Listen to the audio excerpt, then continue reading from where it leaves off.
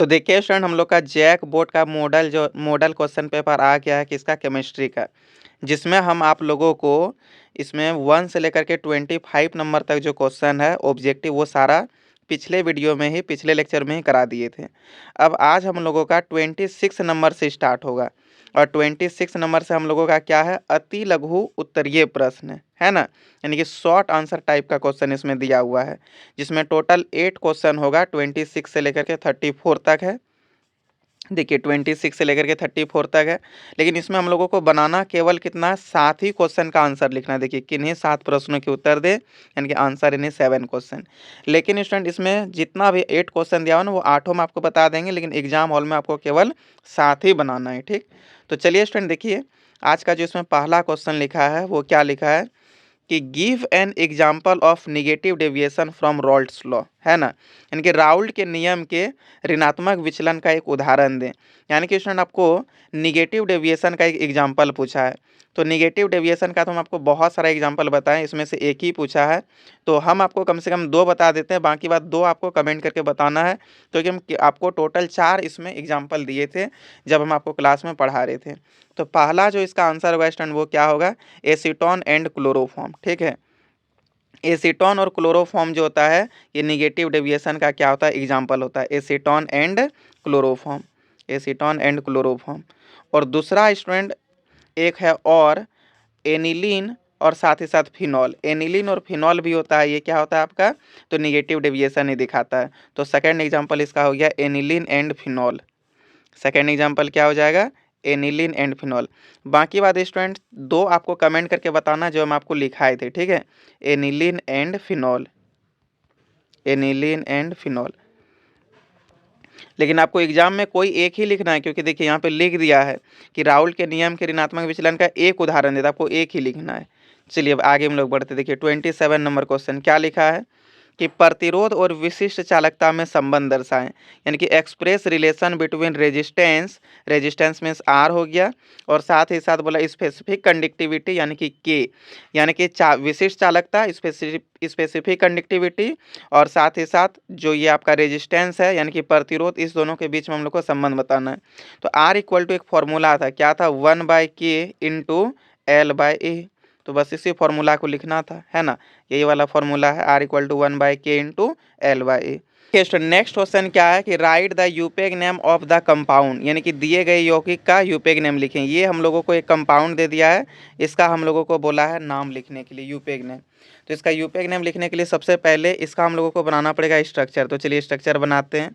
तो देखिए स्टूडेंट इसका स्ट्रक्चर बनाना बहुत सिंपल है, क्या है, यहाँ पे एक कार्बन है और फिर यहाँ पे क्या है, CH2 है, और इसके साथ फिर कौन जुड़ा हुआ है, Br, और साथ ही साथ स्टूडेंट यहाँ पे देखिए ये जो कार्बन है इसके साथ 3 ठो CH3 जुड़ा हुआ है, यानी कि यहाँ पे भी एक CH3 जुड़ा हुआ है, एक CH3 यहाँ पे भी जुड़ा हुआ है, और एक CH3 यहाँ पे भी जुड़ा हुआ है। इतना सारा हम लोग के पास CH3 इसमें जुड़ा हुआ है। तो अब हम लोग इसमें लॉन्गेस्ट चेन का पहचान करेंगे, है ना। तो लॉन्गेस्ट चेन कौन होगा, हम लोगों का यहाँ से लेकर के यहाँ तक लॉन्गेस्ट चेन हो जाएगा।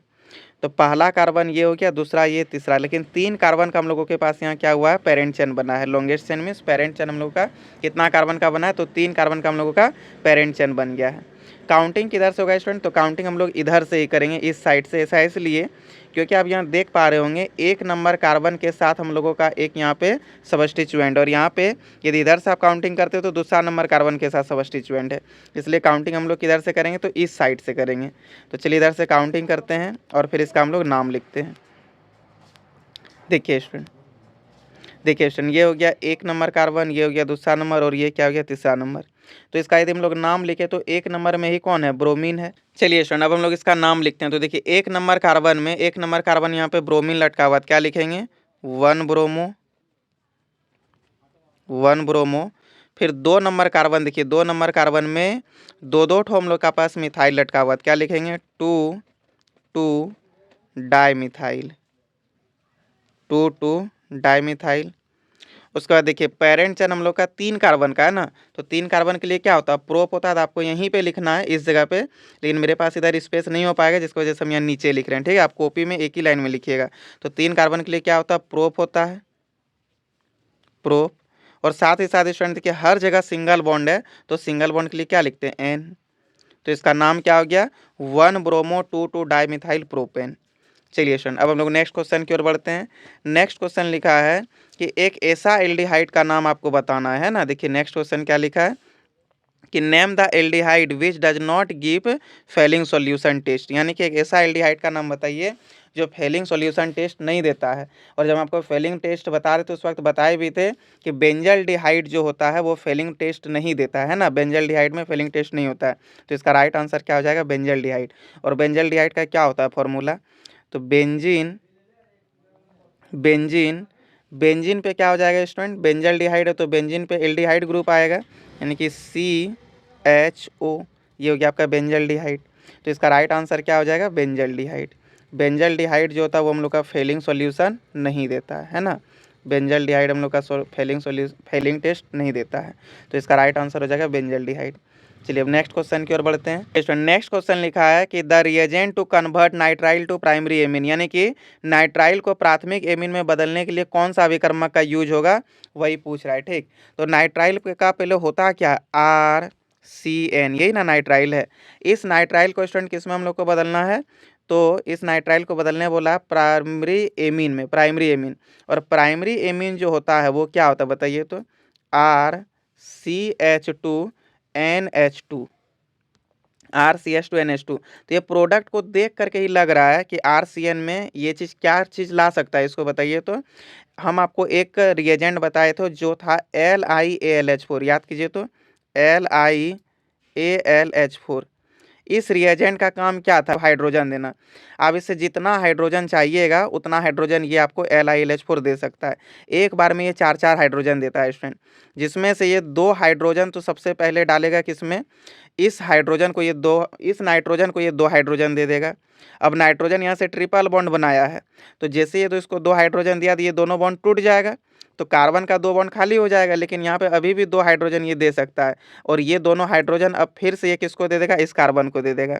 तो यहाँ पे क्या बनेगा, RCH2NH2। तो RCH2NH2 RCN से, यानी कि एल्काइल नाइट्राइल से यदि हम लोग एमाइन में जाएं, प्राइमरी एमाइन में, तो इसके लिए हम लोग को कौन सा रिएजेंट का यूज करना पड़ेगा, LiAlH4 का। इसका राइट आंसर हो जाएगा LiAlH4। चलिए स्टूडेंट अब नेक्स्ट क्वेश्चन की ओर बढ़ते हैं। नेक्स्ट क्वेश्चन जो है 31 नंबर क्या दिया हुआ है कि the geometry possessed by NiCO का होल 4, मतलब इसका ज्योमेट्री क्या होगा वो पूछा है ना। तो इसका ज्योमेट्री तो आपको पता ही है, इसका आकार क्या होता है, NiCO होल 4 का टेट्राहेड्रल। क्या होता है स्टूडेंट, टेट्राहेड्रल। तो इसका राइट आंसर हो जाएगा टेट्राहेड्रल। तो एग्जाम में यदि आए तो आपको लिख देना है टेट्राहेड्रल। चलिए स्टूडेंट अब हम लोग नेक्स्ट क्वेश्चन की ओर बढ़ते हैं। नेक्स्ट क्वेश्चन लिखा what are the hydrolysis product of sucrose, है ना, यानी कि सुक्रोज का जलीय अपघटन से क्या प्राप्त होते हैं वो आपको बताना है। तो सुक्रोज का जलीय अपघटन से स्टूडेंट 2 चीज़ प्राप्त होता है, एक होता है ग्लूकोज एंड फ्रुक्टोज। ये 2 चीज़ हम लोगों को प्राप्त होता है। क्या क्या प्राप्त होता है, ग्लूकोज एंड फ्रुक्टोज। लेकिन स्टूडेंट्स आपको कमेंट करके दोनों का फॉर्मूला बताना है कि ग्लूकोज का क्या होगा केमिकल फॉर्मूला और फ्रुक्टोज का क्या होगा। तो सुक्रोज का जब हम लोग हाइड्रोलाइसिस करते हैं यानी कि जलीय अपघटन करते हैं तो ये 2 चीज़ प्राप्त होता है, ग्लूकोज और फ्रुक्टोज। चलिए स्टूडेंट नेक्स्ट क्वेश्चन की ओर बढ़ते हैं। तो नेक्स्ट क्वेश्चन नंबर जो 33 वो क्या लिखा है कि एमीन जो है, एमीन देखिए, एमीन न्यूक्लियोफाइल की तरह व्यवहार क्यों करते हैं, why do amine behave has nucleophiles, यानी कि एमीन क्यों न्यूक्लियोफाइल की तरह व्यवहार करता है ना, ये चीज़ आपको बताना है। तो स्टूडेंट आपको पता है कि एमीन जो होता है वो क्या होता है, RNH2, जहाँ पर N में क्या होता है सोचिए, तो N में लॉन पेयर होता है ना, N में क्या होता है, लॉन पेयर होता है। और लॉन पेयर के कारण ही एमीन जो है, ये जो एमीन है ये किसके तरह व्यवहार करने लगता है, न्यूक्लियोफाइल की तरह व्यवहार करता है। तो इसका आंसर यदि आपको लिखना हो तो क्या लिखिएगा हिंदी मीडियम के बच्चे, कि एमीन जो है वो न्यूक्लियोफाइल की तरह इसलिए व्यवहार करते हैं क्योंकि एमीन के NH2 फैमिली में जो N परमाणु है, N एटम है, इसमें एक लॉन पेयर उपस्थित होते हैं, है ना, इसमें क्या होते हैं, लॉन पेयर उपस्थित होते हैं, जिसकी वजह से न्यूक्लियोफाइल की तरह व्यवहार करते हैं। तो चलिए आप इसका राइट डेफिनेशन इस प्रकार से लिख लीजिएगा, हम बोल देते हैं, ठीक है। इसका आंसर लिखिएगा स्टूडेंट हिंदी मीडियम के बच्चे कि एमीन न्यूक्लियोफाइल की तरह इसलिए व्यवहार करते हैं क्योंकि NH2 क्योंकि NH2 फैमिली के N एटम में, क्योंकि NH2 फैमिली के N एटम में एक लॉन पेयर उपस्थित होते हैं। इसलिए एमीन न्यूक्लियोफाइल की तरह व्यवहार करते हैं। ये हिंदी मीडियम के बच्चे लिखिएगा, और इंग्लिश वाले जो बच्चे हैं वो इसका आंसर लिखिएगा amine behave like nucleophile because lone pair is present in the an atom of NH2। ठीक है, ये हिंदी इंग्लिश मीडियम के बच्चे लिख लीजिएगा। चलिए स्टूडेंट, अब हम लोग नेक्स्ट क्वेश्चन की ओर बढ़ते हैं, और आज हम लोग का ये लास्ट क्वेश्चन है 34। देखिए इसके आगे जो क्वेश्चन है ना, वो हम लोगों का क्या है, शॉर्ट आंसर टाइप क्वेश्चन है ना, शॉर्ट आंसर टाइप क्वेश्चन, लघु उत्तरीय प्रश्न। तो पहले इसको हम लोग कंप्लीट कर लेते हैं। देखिए क्या लिखा है, what happens when aniline is treated with Br2। मतलब जब हम लोग एनिलीन को Br2 के साथ रिएक्शन कराएंगे तो क्या मिलेगा, वही चीज़ हम लोग से पूछा है। ठीक है, तो एनिलीन का फॉर्मूला क्या होता है स्टूडेंट, एनिलीन का फॉर्मूला आता है बेंजीन पे, है ना, बेंजीन पे NH2, ये हो गया एनिलीन का फॉर्मूला। इसका अभिक्रिया किसके साथ करा देना है, तो Br2 के साथ बोला कराने से क्या मिलेगा वो चीज़ आपको बताना है। देखिए स्टूडेंट, Br2 का मतलब क्या होता है, Br2 का मतलब 2 ब्रोमीन है यहाँ पे, यानी कि एक है Br प्लस और एक क्या है Br माइनस है। तो स्टूडेंट जब एनिलीन में Br2 आता था रिएक्शन कर लिए तो हम लोग इसका 3 मॉलिक्यूल लेते थे। Br2 का कितना मॉलिक्यूल लेते थे, 3 मॉलिक्यूल लेते थे। अब देखिए स्टूडेंट, ये 3 मॉलिक्यूल में से यहाँ पे एक अटैक करेगा, एक यहाँ पर अटैक करता था, एक यहाँ पे अटैक करता था। तो यहाँ पे देखिए, यहाँ पे क्या है, हाइड्रोजन है, CH है, यहाँ पे भी हाइड्रोजन है, यहाँ पे भी हाइड्रोजन है ना, यहाँ पे भी हम लोग का क्या हाइड्रोजन है, इस जगह पे भी हम लोग का हाइड्रोजन है। तो देखिए स्टूडेंट, यहाँ पे जो कार्बन है, ये कार्बन ज़्यादा पावरफुल है, तो हाइड्रोजन से इलेक्ट्रॉन ले लेगा तो कार्बन पे तो माइनस चार्ज आ जाएगा, हाइड्रोजन पे क्या आ जाएगा, प्लस चार्ज आ जाएगा।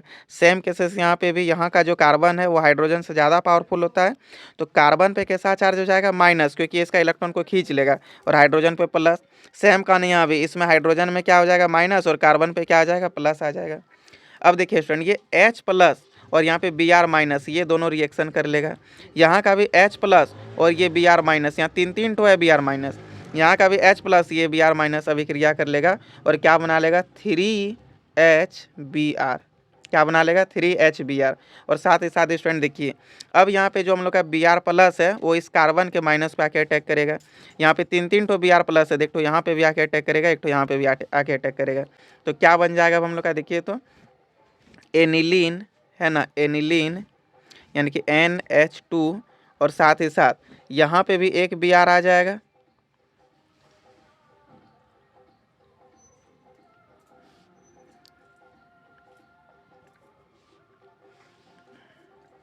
हम लोग का जो प्रोडक्ट बन जाएगा स्टूडेंट वो क्या बनेगा, एनिलीन। ठीक है, एनिलीन यानी कि यहाँ पे बेंजीन पे NH2, और यहाँ पे भी एक Br आ गया, एक Br यहाँ पे भी आ जाएगा, और एक Br यहाँ पे भी आ जाएगा, है ना, और साथ ही साथ इधर क्या निकल गया था, 3HBr।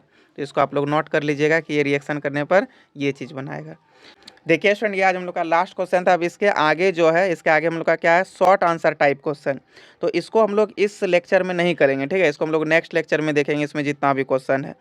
अब आज हम आपको जो 26 से लेकर के ये 34 तक 8 क्वेश्चन सॉल्व कराए हैं। तो एग्जाम में आपको 8 नहीं बनाना है, एग्जाम में 7 ही बनाना है, ठीक है। चलिए स्टूडेंट, आज इतना ही रखेंगे, इसके आगे फिर हम लोग नेक्स्ट लेक्चर में मिलेंगे। लेकिन इस वीडियो को अपने सभी दोस्तों के साथ शेयर कीजिएगा, ताकि आपके साथ साथ आपके दोस्तों का भी मार्क्स जो है सो 95 प्लस हो सके।